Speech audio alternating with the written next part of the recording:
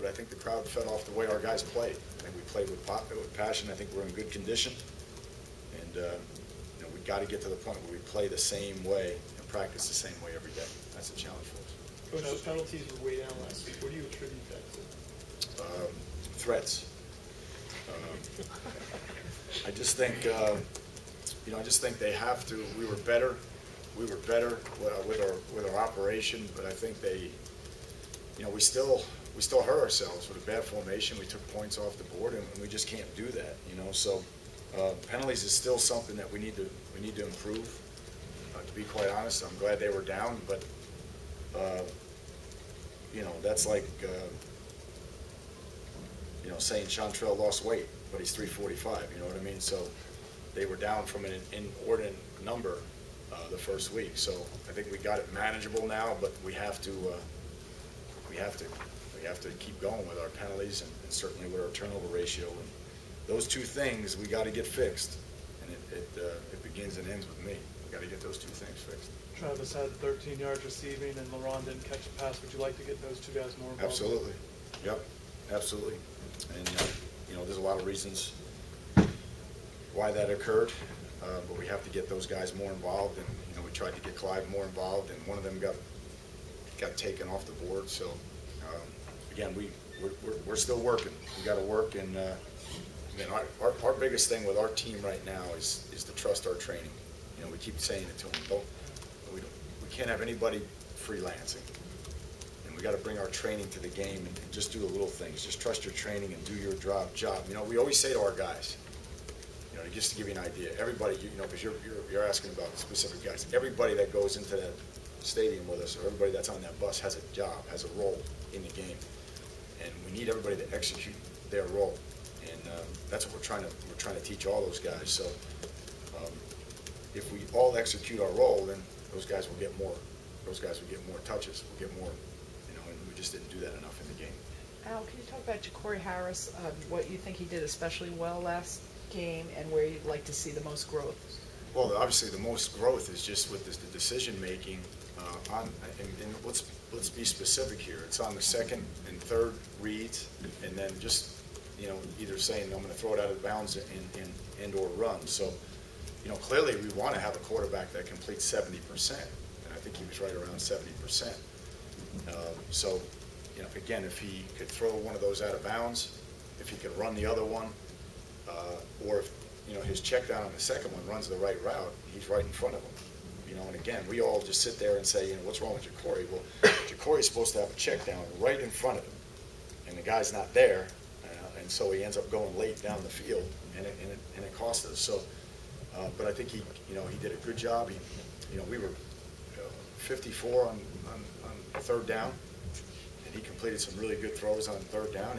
He conducted a 9-minute drive where he completed, you know, 3 third down conversions that he did well. We didn't have any sacks. We're 100% in the red zone, something that we weren't very good at last year.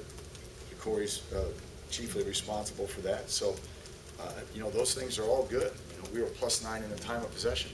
You know, that's because our operation was better. You know, so we had a better operation, and I thought he did some really good things at the line of scrimmage. Most particularly the last play.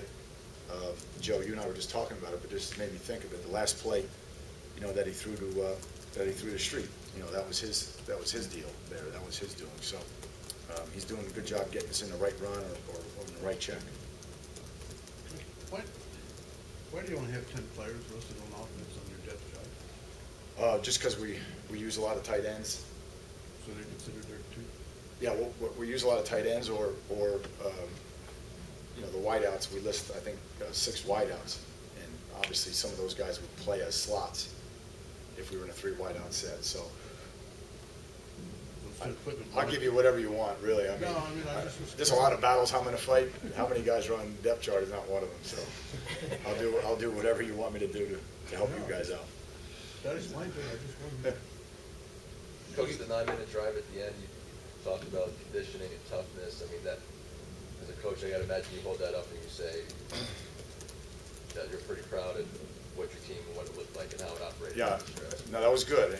And I went to them before that drive and I said, we finished this game on offense, and let's take the ball and finish it. And So that was positive. You can't have a drive like that if you're not converting on third down or if you're not getting positive yards, and I think our guys did that. You know, we didn't have too many negative plays there. There was a couple. But we came back and finished the game.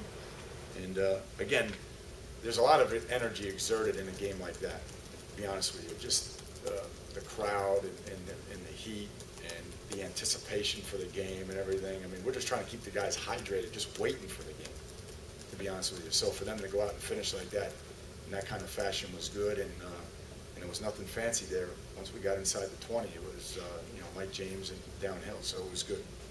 Coach, how has Stephen Morris handled starting the first game and then going back in a reserve role? Tremendous, you know, but I expect nothing less from Stephen. He's got tremendous character. He always has class. He competes every day, and again, I keep telling Stephen, you know, it's what's more important than starting is that the next time you get your opportunity, you're ready to have success, great success. That's way more important than just saying, all right, go out there right now, and because otherwise we're just going to continue the cycle.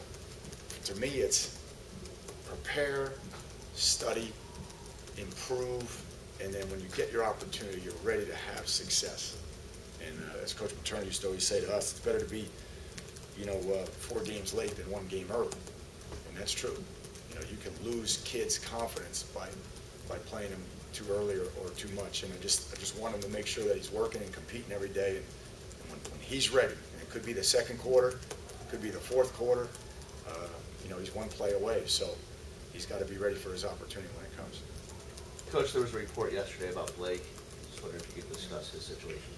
Yeah, just you know that you know he has to retire from football.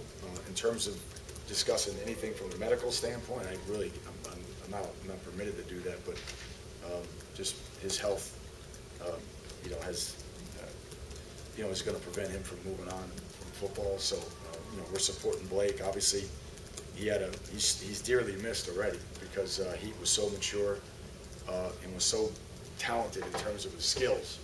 He was a guy that we were counting on tremendously this year, and so we're here to support him as he makes that transition, you know, to being solely a student and then ultimately into the community and the workforce. So we're just trying to be there for him, and you know, he's had a good attitude. I know he's hurting inside, but he's had a good attitude.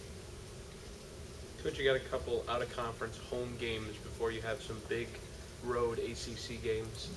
What are you looking to improve with these 2 games against Kansas State and Bethune-Cookman before you go on the road and have some big tests? I'm just trying to improve today. You got me a month out. Just trying to get better today, to be honest with you. Penalties we need to fix. Need to fix the penalties. I need to do better with the turnovers, most particularly the interceptions. Okay, so I think not just turnovers, but turnover ratio. We've got to take the ball away better. Our pre-snap communication, both on offense and defense, just get the call and be sharp there. Don't beat yourself. I made mention of it earlier. This is a different week. Okay, this is the routine that we're going to be in, guys. There's no do-overs. Urgency. Okay, so those are all the things that we're working on. Plus, you know, trust our training. You know, bring our training to the game. And then the last thing I would say to you is our special teams. We need to play better on special teams than we did in week 2. Any other questions, guys? Again, thank you for coming. Have a great day. Thank you.